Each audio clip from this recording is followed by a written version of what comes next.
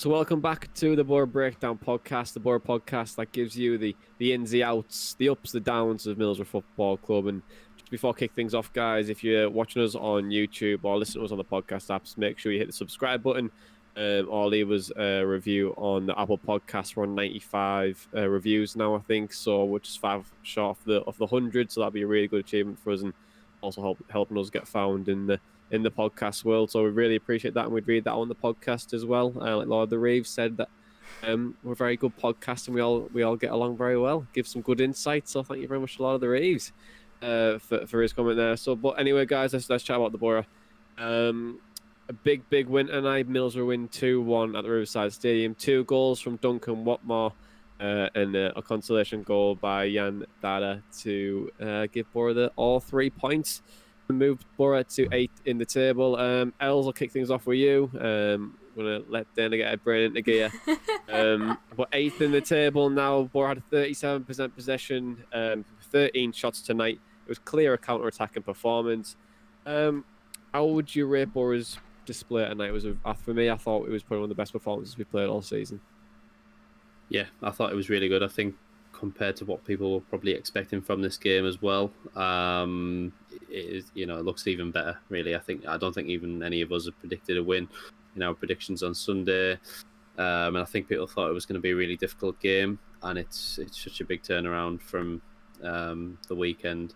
I think it goes to show that we shouldn't get carried away either way, both on the wins and defeats, because I think after the weekend people were a little bit dejected and thinking, actually we're going to fall off a bit of a cliff now, but we can still beat good teams in this division. I think we played really well tonight against Swansea. We went back to the Boro of old, of what we've known, where the defence was really organised. So a good defensive display, and obviously on the counter-attack, really well. The amount of players we got forward at the right times, especially for Watmore's second goal, was really good.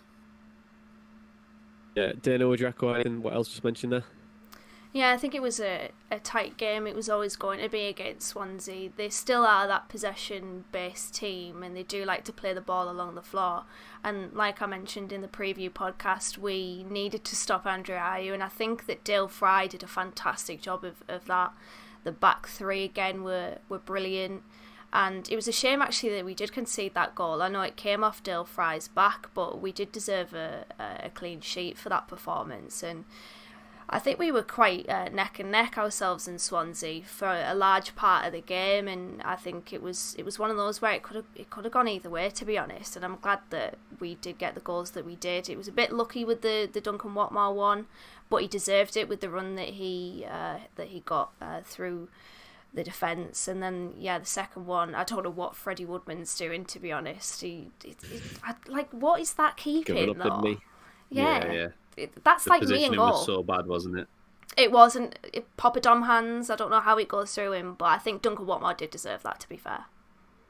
Yeah, he played well regardless of the 2 goals. I think he was buzzing about all over the place and creating so much, especially in the first half. So I was quite surprised to see that it was more of a 2 up front rather than him playing out wide, and we had kind of tried to match Swansea, and we went back to the 3 at the back, as you mentioned there, Dana. So, it's obviously worked in our favour. We've got the result.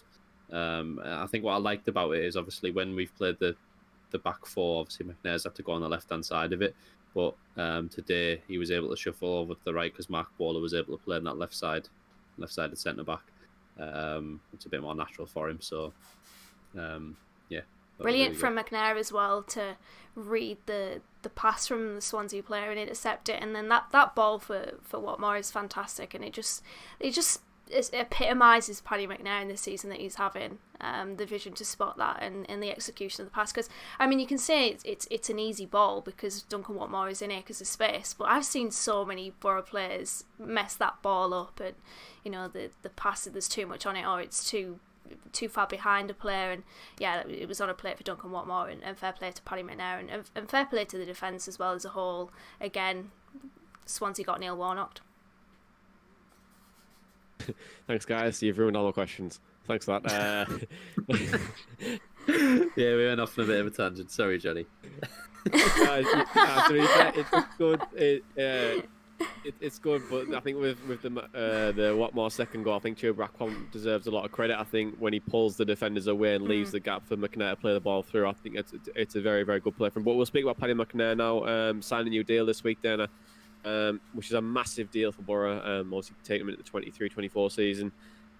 Is it clear that Warnock's trying to build a team around Paddy McNair because he's simply just majestic, isn't he? Yeah, and he said that, Neil Warnock, didn't he? That they're essentially trying to build a team around him because he has become a really pivotal part of Boro's play going forward and just the team going forward. He's a really important player for us. And in fairness, I was talking about this the other day to somebody that for some reason, I've never really rated Paddy McNair. Even last season when he started the season quite well, he did peter out a little bit. This season tailed off to a certain extent. I think that was just really because of Boro as a whole went down the pan last season under Jonathan Woodgate. But this season, my God, I mentioned it a few podcasts ago that he's had all the fruit in his Weetabix. He has been absolutely outstanding this season, and yeah, really, really happy that we tied him down to a new contract. Fruit.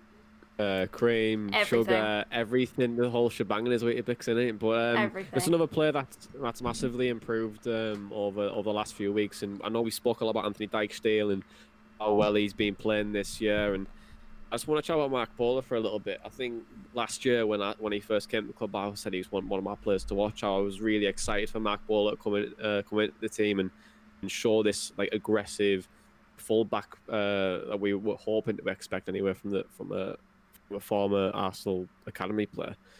He didn't show it last year, but this year he's been absolutely brilliant. Els, how impressed have you been with Mark Bowler this season so far? Because for me, it sounds crazy, but he's been one of the unsung heroes, which are like given McNair and Dijksteel have been getting a lot of the praise. Yeah, he has. I think because Dijksteel was starting a lot from the beginning, few games of the season as well, and Mark Bowler's came in a little bit later, and obviously a lot of people have played in his position as well. He's been rotated a little bit more. He's went a little bit under the radar, but I think tonight he was absolutely excellent. He's almost of a similar ilk of Dijksteel, the way they play. They don't look as though they're very. I think I said this about Dijksteel last time. They don't look as though they're very strong defenders, but they channel it very well. I think they're quite intelligent fullbacks. And what we've seen from them last year, I think we all agreed last year that Dijksteel was a slightly better prospect. I guess we've seen him a little bit more, but Bowler looked way off the pace last year in the Championship. But this year, and partly some of it is probably down to Neil Warnock, but just believing in them, I guess, giving them confidence, and obviously working with them day in day out. It's working with a manager like Neil. We can start calling him Steel Warnock. Steel Warnock. And yeah, sorry, my mind went there. Steel Warnock. So I mean, working with Neil Warnock, you imagine it is a good thing for some of the players, especially like I know they're not necessarily young now, but coming into the years where you think getting onto the prime. So get Mark Bowler a new deal as well. Dijksteel signed up, McNair signed up. I imagine his was quite short as well. Maybe the similar type of deal to Dijksteel's. I think he's went under the radar, as you mentioned, Jonny, but he's been really good in the past few games, and I think it's probably going to be echoed more, especially if Dijksteel's now out injured. Less of the limelight is on him, and Bowler's going to get looked at a lot more, I think, by our fans. Yeah, like a lot of the players this year have been absolutely brilliant. They've really improved and they've came on leaps and bounds. And I'm really happy to see Mark Bowler come into that state of real development, but also becoming like a real key player in our squad. And I think he's going to be a player that we need to keep nurturing and accept that he's going to probably have some bad games this year, but I think the majority of them now, when he's got that belief there, I think he's going to be a really, really good player for us. We only need Marcus Brown to start performing well. Yeah, that's what we'll get 3 signings of game good. yeah. Well, I think obviously with that, what you're saying now, I think at the start of the season, I think when you would have looked at the squad, we would have said, there's quite a few players you're unsure about if they start getting a bit of game time that we wouldn't maybe trust them. But so many players now are performing better than what we thought of them maybe at the beginning of the season. There's not many players where if they get put in the team, you think, right, that's a clear weak link. We've maybe discussed wing before as a possible one who fits that. Maybe Marcus Brown. Obviously, we haven't really seen enough of him. But there's not many players when you look around where you think, actually, if they started, I'm not really too worried. In all honesty, I think even when Nathan Wood came into the team against Notts Forest, he had a brilliant game as well. So, it seems as though the squad that we've got together, and especially with having more subs and a bigger bench now, it's only going to help us going forward. I'll come on to Marcus Brown in a second, and we'll move on to Duncan Watmore as well. But I just want to finally go on Mark Bully playing a bit of a strange system at night. Tonight was like more of a 3-5-2, but then also a 4-3-3 as well when we were on and off the ball, which really nullified the Swansea attack and gave us probably the leverage in the game to actually go and kick forward, let them bring bodies forward, and then get them on the counter attack. And how do you think Boro really dealt with Swansea tonight in terms of like the nullifying the threat? I know you were saying a lot about Andre Ayew, but in terms of like the counter attacking play, do you think Middlesbrough's style was really well suited but really effective tonight as well? It was, yeah. That man-marking system that we've adopted under Neil Warnock was perfect tonight because they've got players that can really control a game. They've got a lot of experience in that midfield with Corey Smith, who was one of the players that you wanted at Boro during the summer after he left Bristol City, Jonny, and they have that quality to be able to dictate the game and get the ball up the field, and that man-marking tactic from Boro really worked to be able to keep tight to the players that can make that type of impact, to keep tight to Andre Ayew, and I think that really stifled them, and fair play. It was when you play that sort of way, you need to be really mentally switched on, and Boro have been playing it for a while now, and I think we really need to credit the mentality of the players because Warnock has clearly got them drilled to play this way, and it's working, and it's paying dividends. You can see during the game they're not really switching off. I mean, there's times where we will, and we have, that I'm probably forgetting, but largely it's a system that works and it's a tactic that works, and it was spot on tonight. It really was. Yeah, I would agree. One quick question we've got from Ruth before we move on to Duncan Watmore. We said, do you think that we should be concerned about Bettinelli? He's starting to be tested a bit more and he's looking a little bit sloppy. Should we be a little bit worried about Marcus Bettinelli, given obviously the mistake in the game tonight, the mistake against Huddersfield? He should have really saved the first goal against Huddersfield. So should we be a little bit wary of Marcus Bettinelli, or I think it's I don't know. I think that it was quite poor. The mistake tonight, and it very easily could have been a goal. I think it was more a mix-up between both of them. It can easily happen. I mean, in terms of the actual goal, I was saying to you guys before we came on air that Jan Dander's shot was a 4% probability of going in, according to the stats. According to the XG shot map. So you can't really blame someone for that. Obviously, it took a deflection, but I don't know. I think he's still quite solid. I think he's probably being brought in a lot for his distribution as well. His distribution from goal kicks and stuff is really good and whatnot. So I don't think we should be overly worried. Okay, then do you agree or? Well, when we signed him, I remember you asked me about his thoughts, and it was a bit of a mixed bag for myself, and I do still agree with that. And I remember all the stats that were going around a couple of games ago before the Huddersfield game about Marcus Bettinelli that were bigging him up quite a lot, and I didn't really understand it, I must admit, because Marcus Bettinelli, for a large part of this season, just wasn't tested. I can remember that David Brooks shot against Bournemouth that was a fantastic save, don't get me wrong, but other than that I can't really remember much that he did pre-Huddersfield. So I think he just looked at those stats and thought, well, I'll give you something else to talk about, I'll give you something else to debate, and he conceded 3 goals against Huddersfield and did give us something else to talk about. So I don't know. I think I agree with Elliott. I do think he's a decent keeper, but he will have his mistakes. It's one of the things that I took out from my research when I was doing it about Marcus Bettinelli when he signed. And today there was a real heart in mouth moment, but I think largely he's a decent keeper.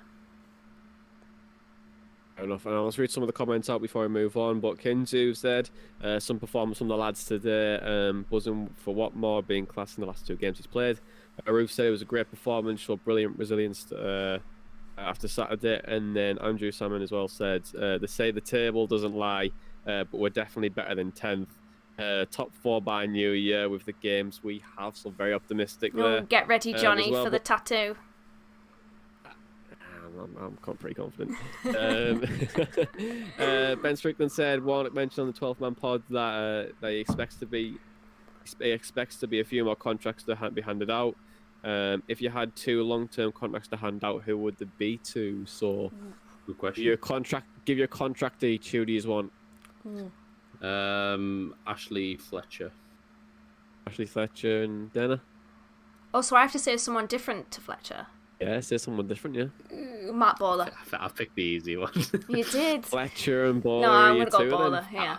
Yeah. It's a good shout. Okay. Yeah, if you want to pick one more each, you can, but well, because I'm the sole representative of the British Songbelonger fan club, Brit.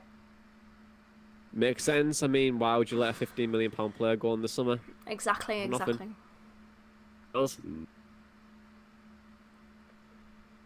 Would you? Yeah, I don't know who else. I don't know anyone. Yeah, I think it froze a little bit. Yeah, we'll go with no one. That's a cop out. That's a cop out. Complete cop out. Once again. Why? Since we only give Jed a 2-year deal, why don't we try and extend that a little bit further? You know, his distribution good tonight. Good crossing. Looks like he's coming to play with his own. Yeah. You know, maybe tie George Savile down to a 7-year deal. Wait, the Spence deal could only go through if it's free chicken parmos from Manjaro's. Well, there we go then. I'm saying Jed. I'm saying Jed. He's only got 2 years, I think. I'll have to probably. If someone's got a comment to tell me wrong, then I'll have to know. But I think he's only got 1 or 2 years left, maybe. Yeah, Ben says he's out of contract next year. Hint, hint. Well, there you go, Ben. There you go. I'm going to go with Jed Spence and Mark Waller would be my 2 if I had to pick. I'd let Brick go. But anyway, moving on. We'll chat about Duncan Watmore then. Middlesbrough short-term deal signing. Looks like we're probably going to have to extend it now with the 2 displays that he's been putting in. But it seems to be a very good bit of business, Dana, doesn't it? It does, yeah. Today, can't fault him. His last 2 games, he's had an assist and 2 goals. And what more could you want? I actually didn't mean to say that. I've been waiting for it. I actually didn't mean to say that though, but anyways, that happened. That came out. Fucking hell.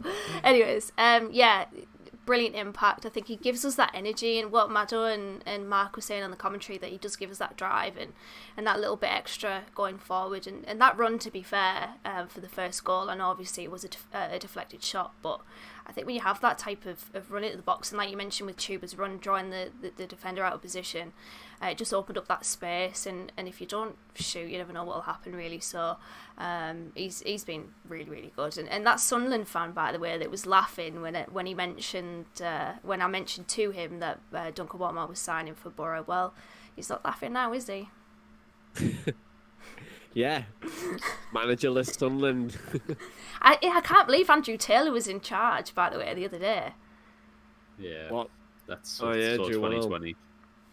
Crazy. Well, what you expect? It's Sunderland. It's a banter era for them, and it's just a constant banter era, which we really had last year. And I don't know if I could have took much more of it, to be honest. Yeah. Now we're in the horny for Warney era. That's what we are. We're in now. But Duncan Watmore else. Look, he signed a short-term deal until January. Should Boro be looking to extend it pretty much as soon as possible with the current displays? Was it too early to tell?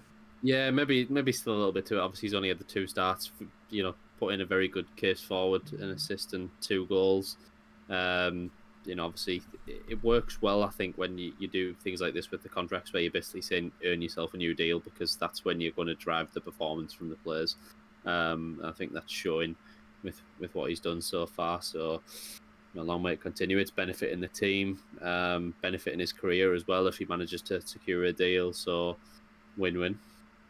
Yeah, absolutely. I think a deal to the end of the season should be pretty much nailed on with an extension to hopefully extend on beyond that if he can keep himself fit and hopefully be an instrumental part in our season. But then, I'm speaking about Marcus Brown for a second, and with Duncan Watmore coming in and performing really well, Patrick Robertson isn't getting a game either. Do you think it's more and more difficult for Marcus Brown to break in this side now because we are starting to play well? There's players ahead of him.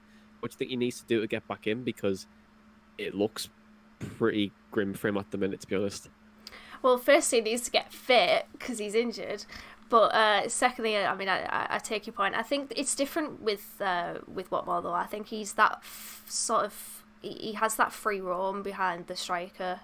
So I don't think his position is necessarily too similar to Marcus Brown. Similar in a way, but Marcus Brown does allow us to have that wing option, which Warnock was talking about the other day in his press conference. What I mentioned on the last podcast of the wingers that are naturally more comfortable with the overlap and getting around the outside. So I do think Marcus Brown still has a place in the squad. I don't know how long he is out injured for, a couple of weeks, I think. So we'll see what where he fits in. But with the squad, with the amount of substitutions, with the injuries that we've already got, when he comes back, I think he will definitely have a place in this squad. And hopefully, I know he was my pick of surprise player of the season at the pre-season podcast, which, I mean, it's not quite Sam Stubbs territory with Els, but it still hasn't done particularly well this season. But fingers crossed he can make an impact this season. Hey, Matt, surprise picks. Mark Ball last year, he's starting to come good now. Sam Falari, they got a new deal. Get me in the scouting network. Look at that. Can see a player. Can see a player. Finally, just got one final question on the game today, and it's about Marvin Johnson. Fortunate not to see a red card in the first half. I wouldn't really say red. It was a bit rash though. But you could see it was starting to bubble between him and Connor Roberts. They were trying to get one over on each other a lot and kind of let them know they were there to, use a Sunday League phrase. But when it was there, it was just kind of like there was no way out for him really. There wasn't much he could do unless to just try and kick it off him and try and win a goal kick. But you could see he was just a little bit wound up, I think. You can't really lose your head, but I wouldn't have maybe said a red. I think Amado alluded to it and he was saying it probably could have been a yellow. But yeah, we got away with it, I guess. Did he get a yellow later on in the game though? If I'm right, or am I just imagining? He did get a yellow, but I can't remember when. I can't remember what for. Yeah, I think he got a yellow later on in the game after that. Then when he got took off, I thought, well, yeah, it's probably the best situation for him if he's, we don't want to lose him for a game or two. Yeah, a silly red card. I do think he was lucky though, because if it was in Connor Roberts' face, because I think it was in his chest. If it wasn't his face, he could have been in trouble. And to be fair, he could have easily milked it, couldn't he? And sort of been holding his face. To be fair, Connor Roberts. Yeah, I was thinking during the game that this better not follow the same pattern of the whole game, where we get ourselves into a good position, Marvin Johnson gets sent off, and we lose it. Yeah. But no, thankfully we didn't. Nice. Yeah, with Sam Morsey with a jab to someone's face in the first half as well. I feel like Middlesbrough is becoming that shithousery team. The championship that no one likes to face. So I love that. I love that any day of the week, to be honest. But let's move ahead. Let's move ahead and look towards Saturday. Stoke City away from home. It's a really, really tough game, and both sides have turned the corner massively this year, both in the top half. So we'll probably expect a different type of game looking ahead on Saturday. But just want to know your predictions for the game. I know I didn't want to throw any analysis on you. So just how do you think the game's going to go, and what are you going to be your score predictions? Go on, Els. I mean, yeah, I think I feel like we always say it with every game that it's going to be difficult, but it is in the championship. And we looked at the table just before we came on, didn't we? And there's 7 points between top and 12th. So it's going to be hard to try and at least break away from, the big group into smaller groups and try and stick around the playoffs. And if we want to try and stick there, a win would do us the world of good. A draw would still leave us in that pack very nicely. So I think we've got to be targeting, getting at least a point. Stoke are, decent team. They've had a decent season so far as well. So yeah, I'm probably at this stage gonna side with the draw, maybe 1-1. Yep, Dana. Ooh, well, firstly, before the predictions, I think the danger man for Stoke, Tyrese Campbell's having a fantastic season for them. A really, really good player. They covered. Yeah, he is. He's in my championship fantasy team actually, but I hope he doesn't score against us. But obviously, a difficult game goes without saying. But yeah, Stoke aside, they've probably solidified their team of late. They did sign a lot of free agents last season, which I think pretty much got them into the predicament that they were in because they weren't a cohesive team. But for me, I think I'm going to go with a 1-0 Boro victory. 1-0 Boro win, but yeah, we'll just touch on Tyrese Campbell. Hey, he's a player. He is a very, very good player. He's still only 20-year-old. He's got the world at his feet, really. If he just keeps progressing the way he's progressing, he's going to be some player. But it would be nice to see him versus Dijksteel on Saturday. Obviously, given if Dijksteel's back or not, it would be in a good battle if we could see it. But let's do a couple of comments before I give you mine. Philip Jeffrey said, it's a long season. Anyone on the bench now, like Brown, knows they could be in for... Now they should get a chance. Also, Jack Hunter said, hi guys, love the podcasts. Thanks for that, Jack. And he said, huge win tonight can only breed confidence. And I absolutely 100% agree with Jack, to be honest. I think it's... oh, there's my dog as well. There you go. But yeah, so with that as well, it's just, it can only breed confidence for us as well. So, fair enough. I think it can only breed confidence for Saturday as well with Boro maybe winning 2-1. I'll go 2-1 again. 2-1, huh? Yeah. Well, I was technically right on the last one, really, but I just had to score the wrong way around, wasn't it? So, will I get a bonus point for that? Half a point, maybe? No, you're not getting any more points. You've got too many. Well, I'm not having that. But anyway, that's pretty much round things off, guys. So thank you for joining me tonight, and obviously thank you guys who are on the live stream as well, watching us on YouTube. Don't forget to subscribe to the YouTube channel, but also if you're not subscribe to our podcasts as well, even Apple Podcasts, Spotify. If you've got Spotify Wrapped today, let us know where we are in your charts. It'd be great to see if we're in your top 5. Send us a tweet or a Facebook message or anything like that, and we'll share it on our social media.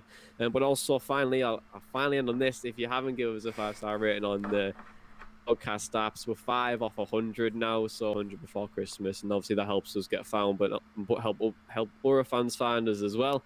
But yeah, that's pretty much it. Middlesbrough win 2-1 at the Riverside and take us to 8th in the table. The playoffs are in sight. I know it's early, but everyone's horny for Warney.